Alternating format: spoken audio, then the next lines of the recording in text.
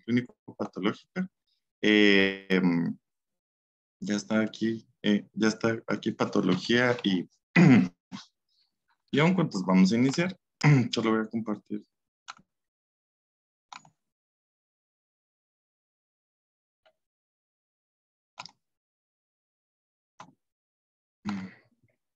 Bueno, entonces se trata de una paciente femenina de 41 años como antecedente médico.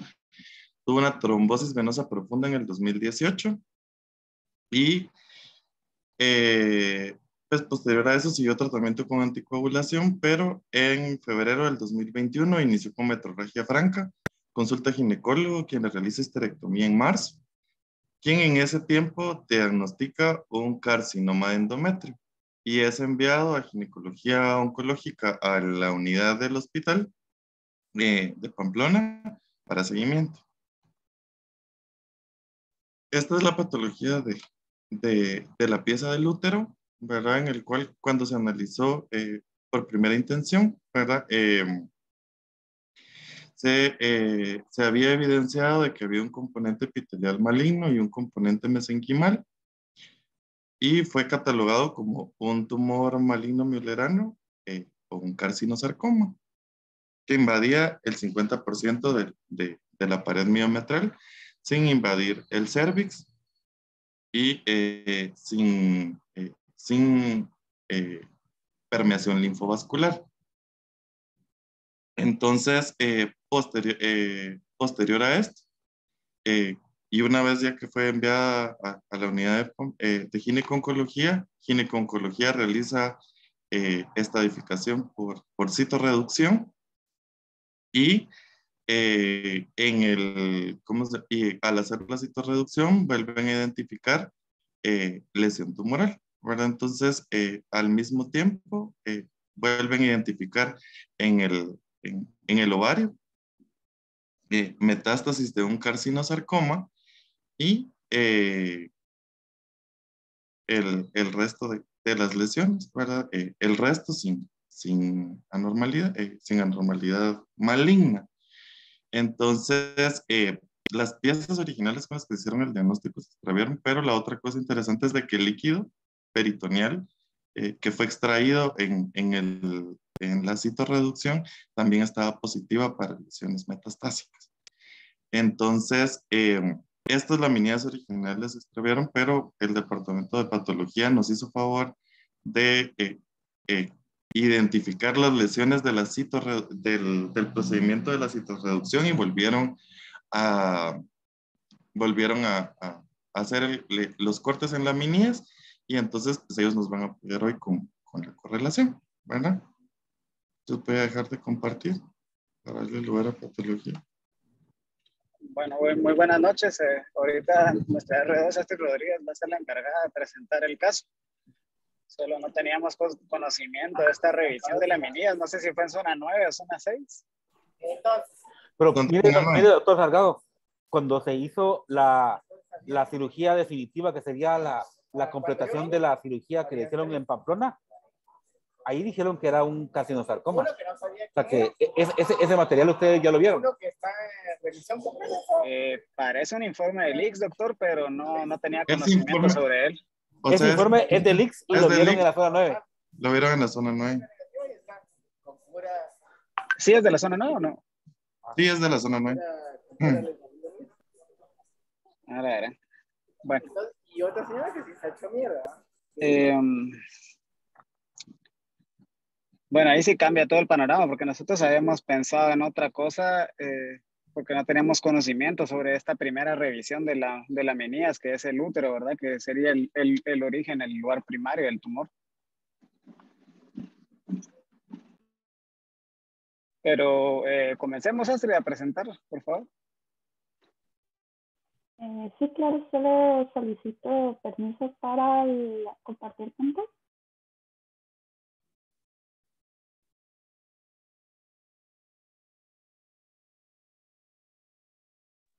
Doctor Mario, ¿será que nos hace el favor ahí? Ahí está, ya. Gracias.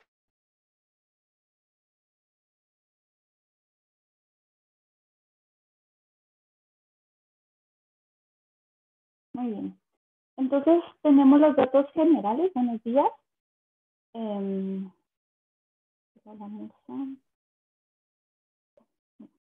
Buenas tardes. El día de hoy vamos a presentar nuestra colaboración con la correlación clínico-patológica para este mes de junio. Entonces, tenemos el caso de esta paciente con iniciales DLJP, de sexo femenino, de 41 años, del servicio de ginecología.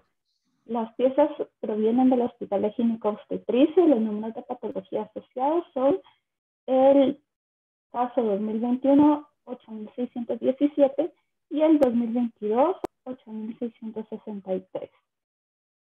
Iniciamos con el caso del 2021, 8.617, en el cual podemos observar en estas microfotografías tomadas con hematoxilina y eosina áreas glandulares rodeadas por un estroma bastante celular.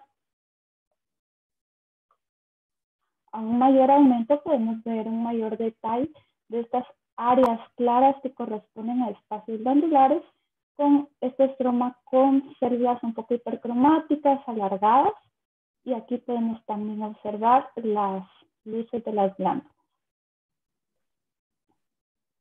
Aquí, en un mayor acercamiento de otra sección del tumor, podemos observar áreas intraluminales de apariencia papilar, que están cubiertas por células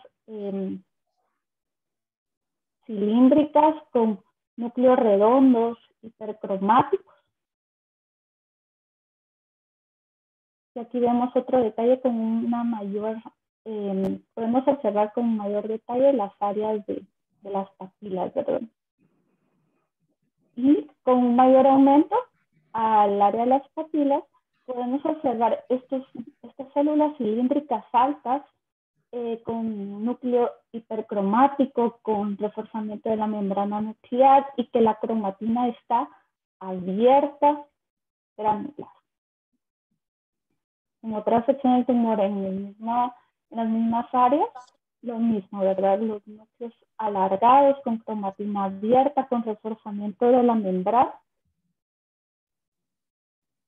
Y en este detalle podemos observar lo que les había mencionado, los núcleos con cromatina abierta y granular.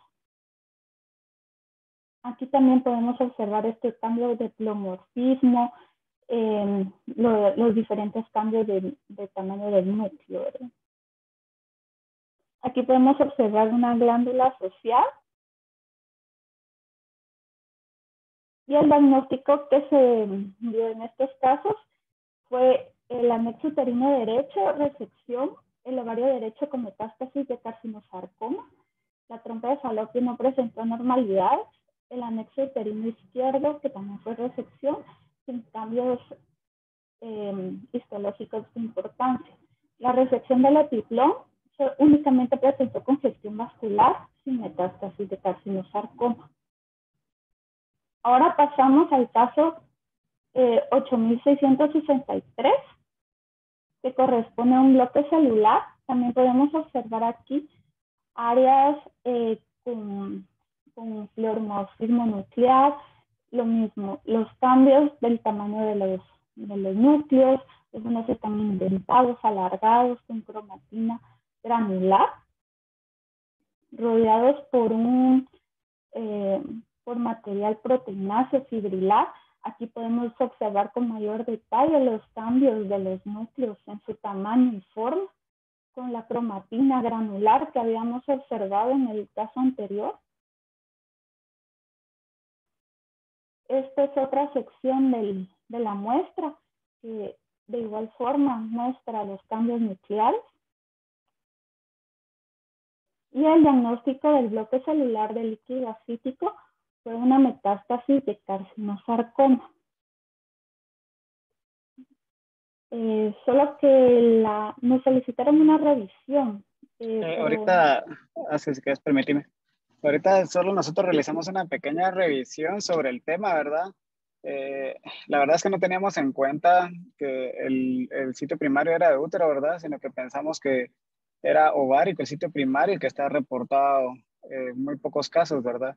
Entonces ahorita la doctora Rodríguez les va a presentar una pequeña revisión.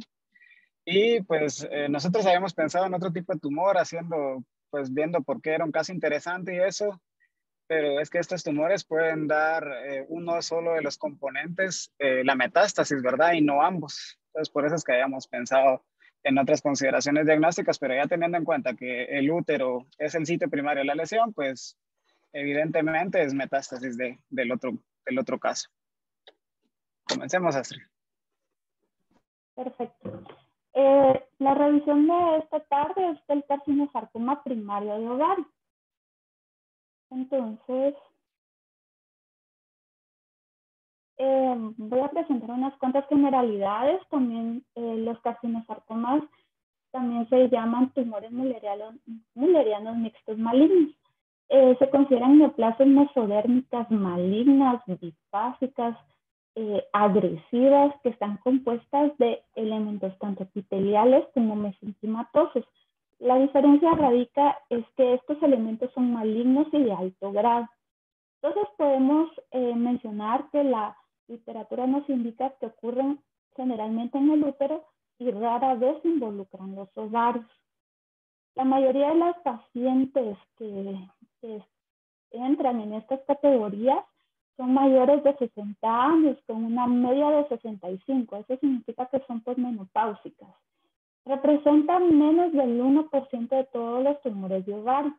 Podemos observarlos en el tracto genitourinario, como ya habíamos mencionado, que principalmente el útero está seguido del ovario, pero incluso podemos encontrarlo en trompas de falopio, cervix, vagina, peritoneo, incluso en mamas y en la uretra.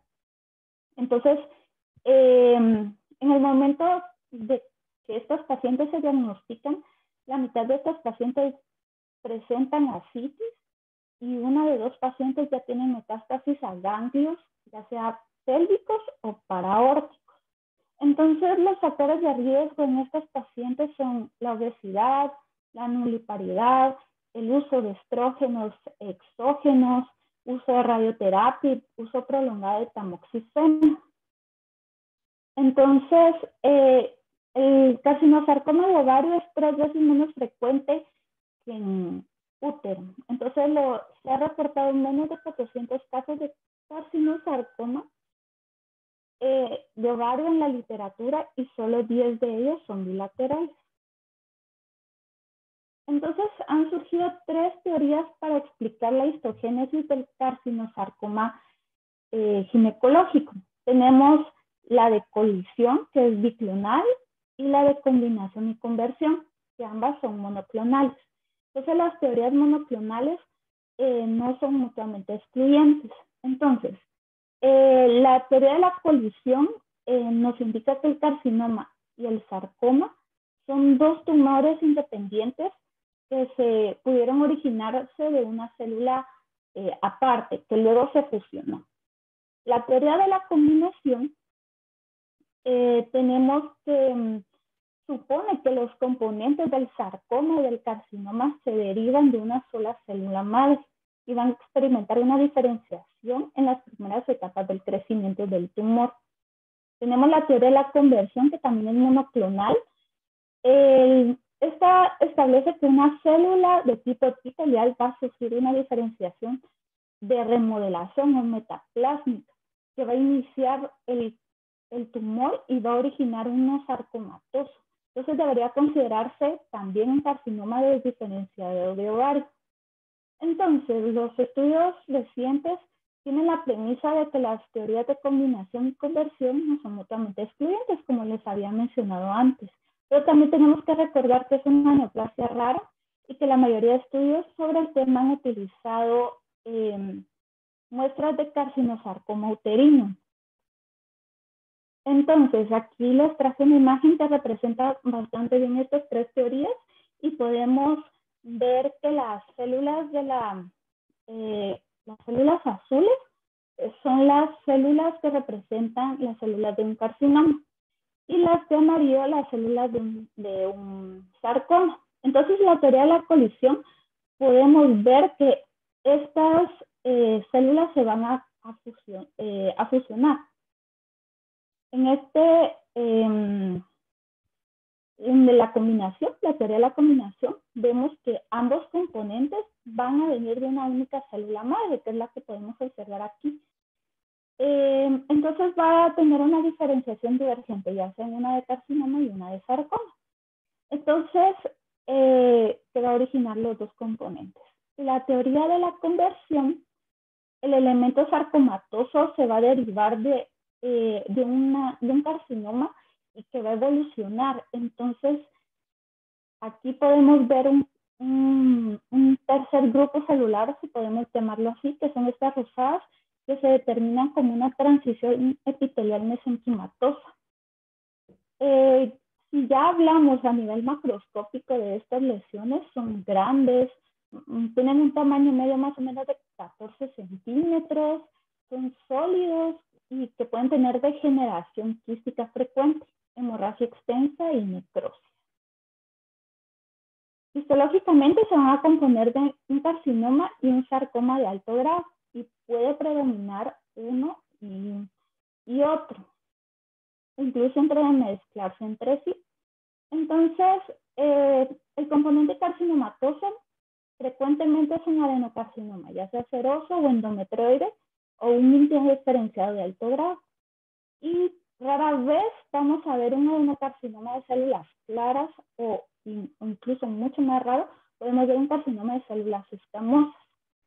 Los elementos del componente sarcomatoso se pueden dividir ya sea homólogos, cuando el componente tiene una apariencia como inespecífica, o puede ser heterólogo. Entonces, cuando mencionamos que es un elemento heterólogo, vamos a mencionar que están presentes ya sea un rhabdomyosarcoma, un condrosarcoma, que estos dos son los más frecuentes, pero también podemos ver osteosarcoma y muy rara vez, pero es posible, ver un liposarcoma o un angiosarcoma. Entonces, la presencia de componentes heterólogos se va a confirmar con inmunistoquímica. Entonces, el panel que se utiliza es desmina, miogenina, MioD1 y S100 para condrosarcoma. No existe un consenso de tratamiento, entonces se sugiere cirugía, que es la citorreducción quirúrgica óptima seguida de quimioterapia. Pero en conclusión, el pronóstico de estas pacientes va a derivarse del componente epitelial. Los componentes que están asociados con los componentes sarcomatosos ya no tienen importancia pronóstica. Estas pacientes tienen un mal pronóstico. Tiene una medida de supervivencia en la mayoría de los estudios que se han hecho de más o menos 11 meses a 2 años, depende de la literatura que se consulte. Y el 75% de los casos tienen enfermedad metastásica y por consecuente una enfermedad avanzada en el momento del diagnóstico. Entonces es más agresivo que el carcinoma seroso de ovario, con peores resultados en cualquier etapa en la cual le evaluemos. Entonces, los factores pronósticos adversos que podemos ver en estos casos son la presencia de elementos sarcomatosos extraováricos, que la paciente sea de edad avanzada y que tenga un estadio avanzado, que la citorreducción sea subóptima, que sea incompleta, y que los tumores, que sean tumores predominantemente con un componente estromal o que tengan un componente epitelial seroso. Muchas gracias. Bueno, entonces, solo voy a seguir compartiendo yo. Entonces, gracias, doctor. Doctor Mario, yo tengo una duda aquí para los doctores de patología. Doctor Salvador, usted es el jefe de residentes, ¿verdad? Sí, doctor. Mire, cuando el doctor Mario le llevó los casos, ¿ustedes revisaron las laminías o solo vieron los reportes? Sí, procedimos a la revisión de las laminías, doctor, y a la toma de fotografías también. Porque acuérdense que todos estos reportes están en el MEDIX y para que ustedes hayan llegado a la conclusión que es un carcinosarcoma de ovario es porque no vieron ni el MEDIX. Es que fíjese que nosotros el MEDIX no es el que revisamos, nosotros revisamos el SIX. El SIX es el sistema integrado de patología, ¿verdad? Que ahí pues nosotros observamos los informes de patología, pero nos guiamos en base a los informes que solicitaron, ¿verdad? El error que cometimos fue no introducir el número de afiliación, porque nosotros al introducir el número de afiliación nos despliega automáticamente todas las patologías, ¿verdad? Sino que únicamente utilizamos los dos números de patologías que fueron brindados, ¿verdad? Que fue el del ovario y fue el del líquido acítico, ¿verdad? Entonces ahí pues fue nuestro error, ¿verdad? El no haber introducido el número de afiliación, porque ahí hubiéramos dado con el útero y pues sencillamente pues eso es, ¿verdad? Sí, es que fíjese, doctor, que es que esto es bastante preocupante porque la sesión de patología es para que se haga la correlación entre ustedes y nosotros. Y si no, no estamos haciendo la correlación, pues prácticamente no tiene sentido la sesión. Entonces, sí es, no, exactamente, doctor. Fíjese que incluso yo personalmente me preocupa y me decepciona porque es un caso que se iba a presentar hace como 2 meses y estoy seguro que Mario fue a hacerlo bien porque fue a patología a presentarles a ustedes el caso. Porque el doctor Mario es el jefe de... Yo creo que hubo un poquito de problema porque, ajá, de hecho, ¿cómo se llama? El doctor también nos apoyó que se extravió y que es como segunda vez, pero igual pasó con el caso de Karin, ¿verdad? Que por alguna razón el tejido con el que se hace el diagnóstico se están extraviendo las laminillas del departamento de Pato. Entonces, de hecho, ¿cómo se llama? Pato apoyó en volver a utilizar el broque primario y volver a hacer otra vez sí, las incluso muestras. Yo pedí nuevos cortes el día viernes a las técnicas. Yo mismo me subí en la escalera y en el techo bajando cajas donde están los bloques de parafina buscándolos para apoyarlo, ¿verdad? Entonces yo sí, la verdad, doctor, sí no creo y no estoy de acuerdo en que lo dejemos al azar, ¿verdad? Porque no es así, doctor. Yo sí hasta me subí en la escalera, me puede haber caído cualquier cosa, ¿verdad? No, porque fíjate que, le pongamos interés. El chiste de esto es que nos integremos y que el diagnóstico, por ejemplo, yo le pedí el favor a Mario que presentara este caso porque era un caso que yo tenía interés especial porque era una micronocidad de Jalapa. Entonces, si ahorita usted me está diciendo que era un carcinoma de ovario, es como que me moviera la silla, doctor. Sí, es que yo también pregunté si tenía otro sitio de tumor primario, ¿verdad? Porque no es usual y es muy poco frecuente que vaya a ser del ovario, pues incluso podría venir de la trompa, pero no del ovario, pero la información que obtuvimos fue que no tenía esa revisión en el IX. Bueno, confiados nosotros dijimos, bueno, está bien. Entonces, pues ahí yo cometí el error de no haber revisado por afiliación y ver que tenía ese útero. Pero sí, definitivamente, a partir de este caso, pues jamás va a volver a suceder algo así. Pues, o sea, voy a introducir el número de afiliación. Ajá. No, gracias, porque fíjese que la correlación clínico-patológica es tratar casos que raros, que no sabemos nadie cómo tratarlos. Entonces, el chiste es que tanto ustedes nos den el diagnóstico como el clínico demos cómo tratarlo. Entonces, si no lo podemos tratar, pues prácticamente no estamos haciendo el objetivo de la sesión. Sí, entiendo. Bueno, nada más. Gracias, soy yo. Muy amable. Bueno.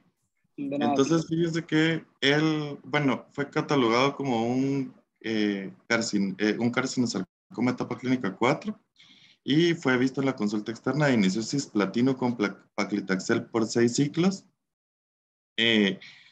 Posterior a eso, se decidió iniciar vigilancia y una vez que la vio gineco-oncología, la última nota que es de nosotros de oncología médica, el 25 de mayo, tenía 3 días de haber iniciado radioterapia y ahorita actualmente sigue en radioterapia en La Esperanza. Entonces se decidió iniciar quimioterapia sistémica por oncología médica porque las tomografías habían evidenciado que después de la citorreducción no había enfermedad medible. A nivel de la pelvis, no, solo habían datos de fibrosis de donde se había extraído la pieza, pero a nivel pulmonar habían algunas lesiones sospechosas de malignidad, múltiples lesiones nodulares y la más grande medía 0.8 milímetros. Entonces, este es un caso, ¿verdad?, de una paciente que tiene un carcinosarcoma, que es una etapa avanzada, al que se decidió iniciar quimioterapia sistémica como primera línea y posterior a eso, a consideración de gineco-oncología, actualmente está recibiendo radioterapia. El doctor Izaguirre es el doctor que le está dando radioterapia y el doctor le está, lo está tratando como, le está dando un esquema adyuvante porque no hay enfermedad macroscópica, ¿verdad? Que son algunos detalles que nos van a servir para discutir qué es lo que se podría, cuál debería ser el abordaje o el tratamiento ideal con este paciente. Entonces, los nódulos, ¿verdad? Que es lo que habíamos discutido previamente. Y estas son las tomografías faciales una vez que terminó los 6 esquemas de paclitaxel platino. Entonces, basado en esto, surgió una pregunta si tenemos, por ejemplo, a un paciente que tiene enfermedad metastásica, ¿cuál debería de ser la primera línea en este caso? Y ¿cuánto debería de durar en este tiempo, en este caso específico, el tratamiento con quimioterapia? Entonces, pues generalmente los carcinosarcomas son tumores que tienen un componente mixto y es porque el componente del músculo pues va a ser mesenquimal, mientras que que el componente del carcinoma pues generalmente se va a originar del epitelio. Es una enfermedad que es agresiva y generalmente va a tener un pobre pronóstico cuando está en una etapa avanzada y es sumamente infrecuente incluso en el útero, ¿verdad? Aunque al igual que en el ovario, ¿verdad? Es raro, ¿verdad? Que incluso, por ejemplo, las series más grandes documentan un 3% de todas las malignidades en el útero y generalmente pues, se puede presentar en cualquier etapa del ciclo reproductivo de la mujer. Y pues, aunque se puede presentar en todo el tejido mulleriano, generalmente el útero va a ser el sitio más frecuente. Entonces, generalmente, ¿cómo se presenta? Generalmente es un pólipo que tiene apariencia de benignidad, ¿verdad? Sus bordes son simétricos, no es ulcerado, no sangra. Generalmente se puede presentar entre el pico de incidencia, generalmente inicia a presentarse a los 50 años, pero incluso los pacientes más ancianos lo pueden presentar. Es un poquito más frecuente en la raza afroamericana y también puede darse en pacientes que fueron expuestos o un mayor riesgo en los pacientes que han sido expuestos a radiación. El tamoxifeno no es concluyente, ¿verdad? Pero, por ejemplo, en algunos estudios, y esto es más que todo para todos los tumores, para los tumores del ovario, pues se puede asociar o no a algunos predictores, ¿verdad? Los sarcomas uterinos específicamente, como el tamoxifeno, el reemplazo hormonal y la obesidad, estos tumores tienen más riesgo de hacer metástasis que los tumores que no tienen un componente mesenquimal y generalmente lo que va a dar el pronóstico va a ser la cirugía. Como es un tumor que es un poco infrecuente, ¿verdad? Aquí hay algunos, por ejemplo, y la clasificación ha ido cambiando, ¿verdad? Por ejemplo, en algunos casos puede ser, antes se conocían como tumores mullerianos, pero si vemos, por ejemplo, la diferencia es bastante, o sea, es bastante en incidencia, pero, por ejemplo, vemos que, pues probablemente, por ejemplo, lo que les comentaba, obesidad puede ser un factor de riesgo, ¿verdad? Que para la revisión pues fue estadísticamente significativo y el otro era pacientes que tenían un consumo alto de tabaquismo, ¿verdad? Y los otros, aunque como sea, no presentaron un intervalo que fuera estadísticamente significativo. Entonces, generalmente estas masas, que pueden ser pólipos, ¿verdad? O puede ser una masa sésil, o incluso pueden ser masas bulky, que puede ir el tamaño incluso desde 2 a 20 centímetros, generalmente van a tener esa combinación de los dos tumores, ¿verdad? Que pueden ser epiteliales, y el componente epitelial puede ser muchos, ¿verdad? Pero entre los más frecuentes puede ser adeno, puede ser epidérmico, y cierta parte del tumor va a estar compuesta por el mesenquim, ¿verdad? Por tejido mesenquimal o del sarcoma. Y generalmente la presentación va a ser, al igual que en la paciente, ¿verdad? Que los pacientes empiezan con sangrado vaginal. Y si la masa sigue creciendo, aumentando de tamaño, esta masa puede protruir por el canal cervical y ser una masa sangrante que generalmente van a ser las presentaciones más frecuentes clínicas de este tumor. Algo importante es que, perdón. algo importante es que de todas estas lesiones, generalmente, por ejemplo, este componente mixto de los carcinosarcomas les da es el que da un pronóstico más pobre, ¿verdad? Por el componente muscular. Y hay algunos factores que pueden ser pronósticos, ¿verdad? Que pueden influir en el éxito tanto del tratamiento como el estadio en el que se le hace el diagnóstico, pero por ejemplo, los pacientes que tienen un componente con carcinosarcoma, este va a ser un componente independiente del estadio clínico. También, por ejemplo, de que el paciente vaya a fallecer específicamente por el tumor. Y también, por ejemplo, independientemente de la invasión linfática que tenga el paciente, los pacientes que tienen un carcinosarcoma van a tener un pronóstico más pobre en comparación a las otras histologías. ¿Qué se puede utilizar, por ejemplo? Vamos a hacer un ejemplo específicamente hablando de los pacientes que en estudios, por ejemplo, en los que se estudió que tuvieran pues ese componente mixto, ¿verdad? Hay varios esquemas de quimioterapia que se han intentado utilizar como tratamiento de primera línea. Uno de estos es con doxorubicina y triazonomidazol, y el esquema era cada 3 semanas. Mira, como vemos, son estudios pequeños por lo infrecuente que es del tumor, y esto pues utilizar solo adriamicina tenía una sobrevida global un poquito más amplia, pero vemos que aportaba un mes en sobrevida libre de progresión. Posterior a esto, por ejemplo, hay algunos otros esquemas que se han utilizado específicamente, por ejemplo, en las neoplasias malignas mixtas. Específicamente en estos estudios en los que ya eran pacientes que únicamente tenían carcinosarcomas, y vemos que, por ejemplo, utilizar una droga o usar 2 drogas en combinación se utilizaba para valorar si el adicionar una segunda droga puede hacer una diferencia.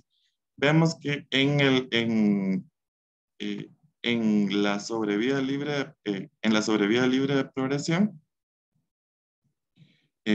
hubo un mes de diferencia entre utilizar 2 drogas y utilizar una droga, pero en la combinación con ifosfamida, y en la sobrevida global, una diferencia de 13 meses, ¿verdad?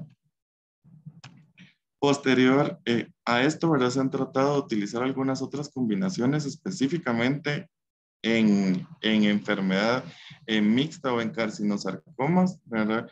Utilizando, por ejemplo, combinaciones de cisplatino con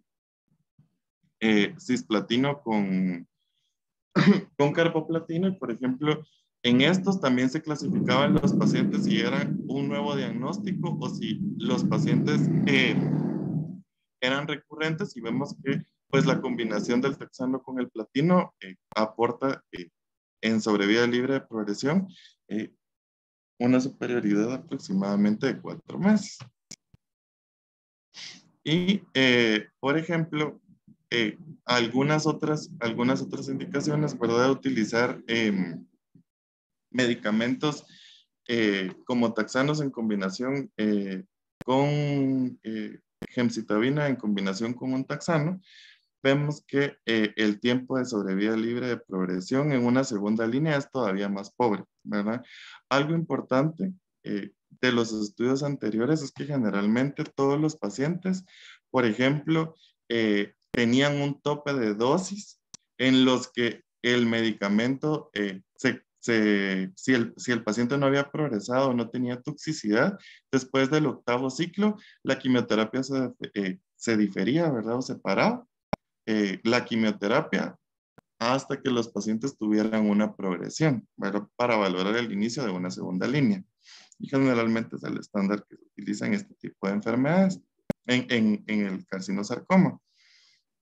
Entonces, retomando un poquito, por ejemplo, los distintos esquemas que se han probado y cuáles han demostrado que han sido estadísticamente significativos, Por ejemplo, uno de los paradigmas es que se utilizar, por ejemplo, la combinación de dos drogas como tratamiento primario puede ser en algún momento superior a utilizar, utilizar, por ejemplo, monodroga en el tratamiento, y vemos que las combinaciones, por ejemplo,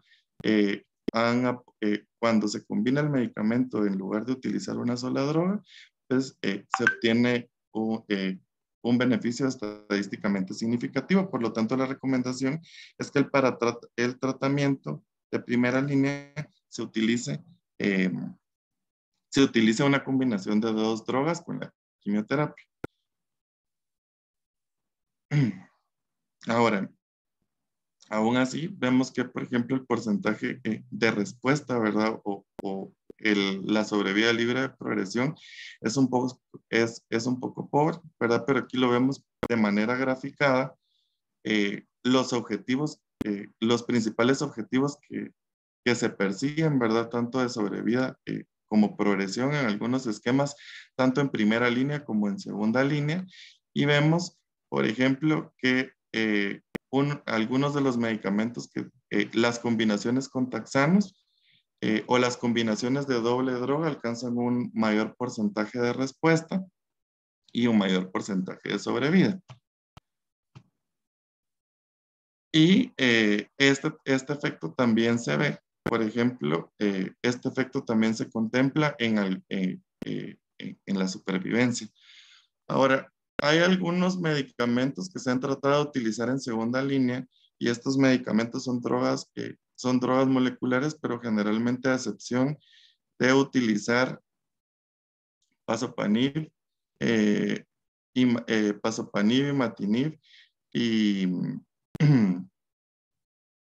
y la talidomida, que se aprobaron específicamente que no fueron canastas, sino que específicamente en carcinosarcomas, pues los grupos fueron un poco más pequeños, pero en algún momento se podrían contemplar como segunda línea.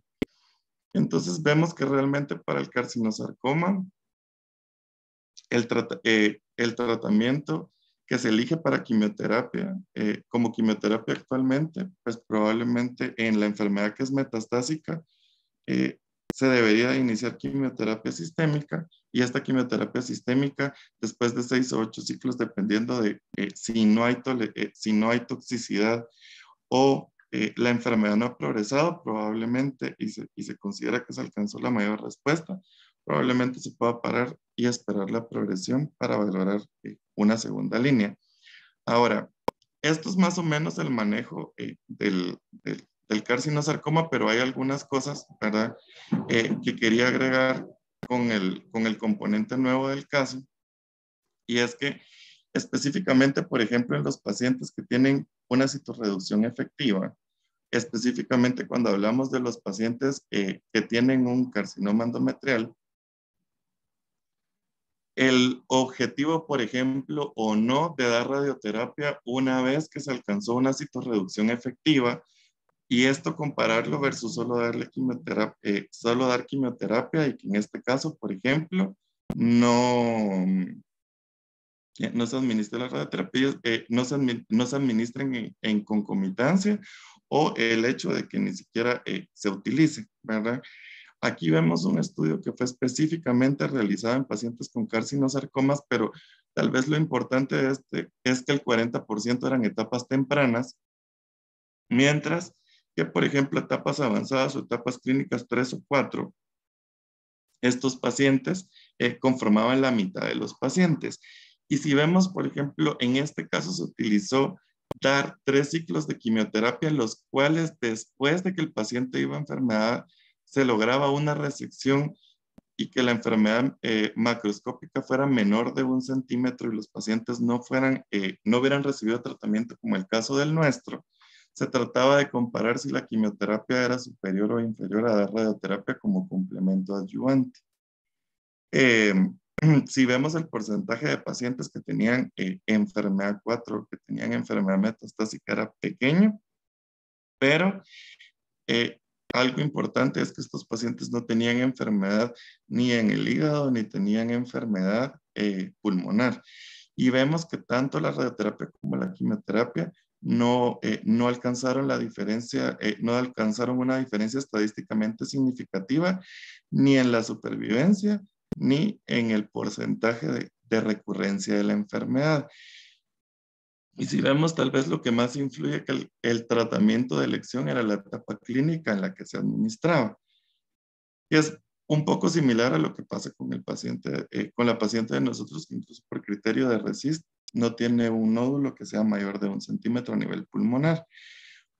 Pero la otra opción, ¿verdad? O que es un poco más parecido, aunque este no era específicamente para pacientes que tenían tumores, que tenían enfermedad, que no era carcinosarcoma, pero que eran etapas más avanzadas de tumores uterinos.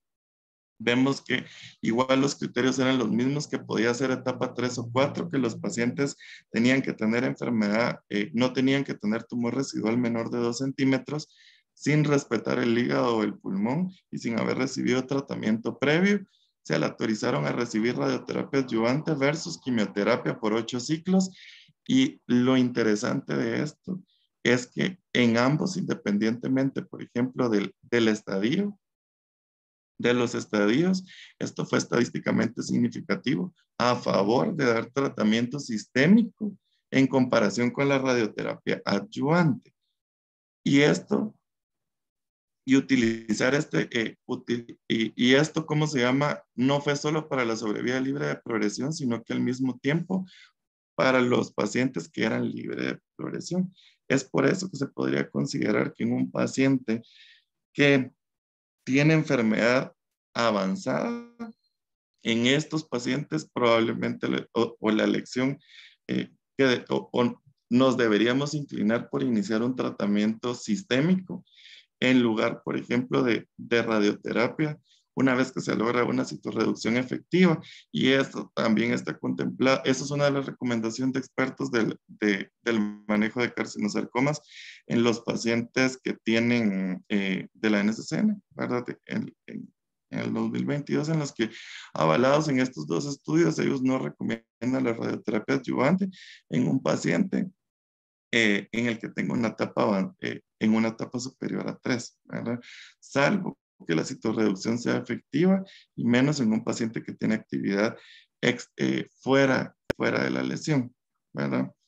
Ahora, fuera del sitio. Ahora, ¿por qué en este paciente, por ejemplo, se optó de dar un esquema con quimioterapia, ¿verdad?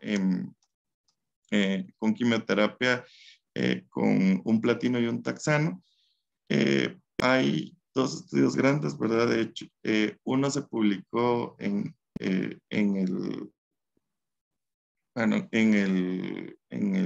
JCO en el 2020, ¿verdad? En los cuales, por ejemplo, los pacientes que tenían etapas clínicas 3 o 4, que tenían etapas clínicas avanzadas, o pacientes que tenían enfermedad recurrente o progresiva, en los que se consideraba que estos pacientes no se podían operar, o sea, que estos pacientes no se podían operar o el campo de radiación era demasiado extenso. Utilizar quimioterapia sistémica con 3 drogas, doxorubicina, cisplatino, paclitaxel, o utilizar únicamente paclitaxel carboplatino durante 7 ciclos. Y esto demostró que no había cambio entre usar una u otra, usar 3 drogas y 2 drogas. Y es por eso que el taxano con platino aparece como categoría 1 de tratamiento, ¿verdad? En los pacientes. En los pacientes con enfermedad avanzada.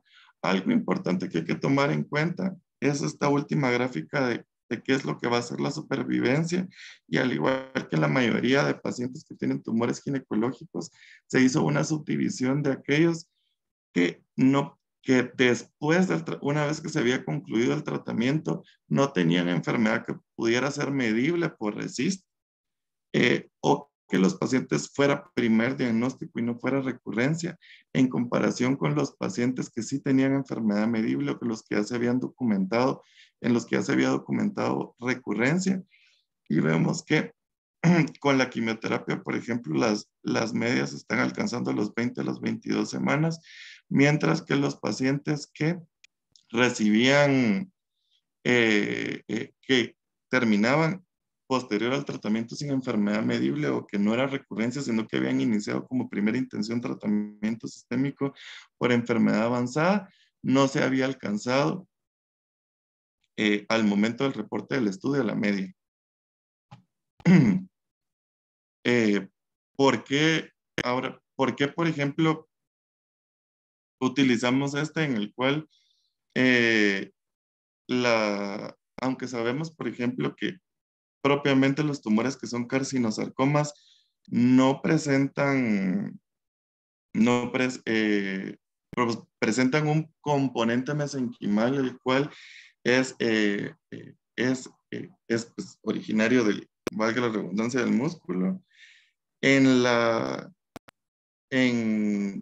el consenso de tratamiento del 2019 de ¿cómo se llama? De FIO, establecen que los carcinosarcomas por el componente epitelial que tienen y que es más sensible, estos se agrupan ahora dentro de las malignidades epiteliales del útero y se tratan dentro de los carcinomas endometriales de alto riesgo, y tanto el carcinosarcoma como el seroso y los de células claras se agrupan y los indiferenciados se agrupan dentro del grupo de tumores malignos epiteliales y no dentro de las malignidades de sarcoma, en las cuales, por ejemplo, los sarcomas endometriales estromales o los sarcomas uterinos indiferenciados propiamente se tratan con los esquemas de sarcoma.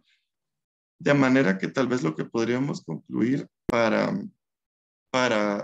las preguntas que surgían con este caso es que generalmente con los tumores que son muy raros es un poco difícil concluir, porque en los que se amplía el campo para discutir los carcinosarcomas, ahora que se agrupan dentro del tratamiento de los tumores epiteliales, buscar específicamente que sean solo este subgrupo es difícil, y si vemos los grupos son chiquitos y la mayoría son estudios fase 2 en los cuales se han intentado algunos esquemas, ¿verdad? Como la doxorubicina, el carboplatino, paclitaxel, la ifosfamida, y en los cuales la primera línea se alcanza hasta el tope. Si la enfermedad no ha progresado, no hay toxicidad, y después de eso se espera la recurrencia para la segunda línea.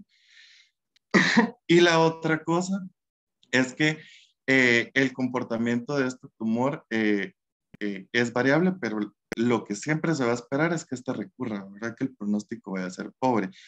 En lo que tal vez en lo que yo pueda revisar es en un paciente en el que se sobrepasa la etapa, porque la mayoría de estudios de radioterapia alcanzan hasta una etapa clínica 3E, pero no, e incluso 4A, pero no 4B, que es enfermedad a distancia.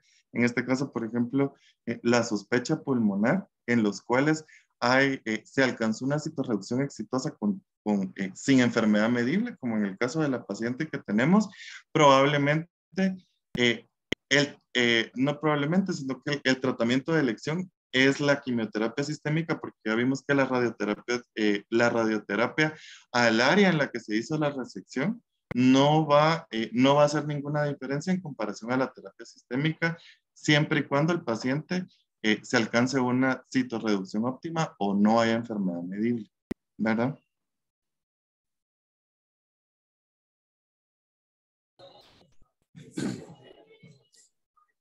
Ok, muy bien, muchas gracias, Mario.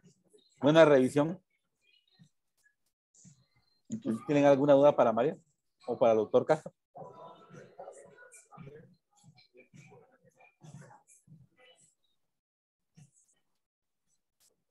Bueno, entonces muchas gracias, Mario, por la revisión. Tu revisión estuvo bastante completa. Tal vez para las siguientes, por favor, hagan la revisión clínico-patológica para que no haya ninguna duda o ninguna discordancia entre el diagnóstico clínico y la revisión de patología. Esto es para aprender y aprendemos todos.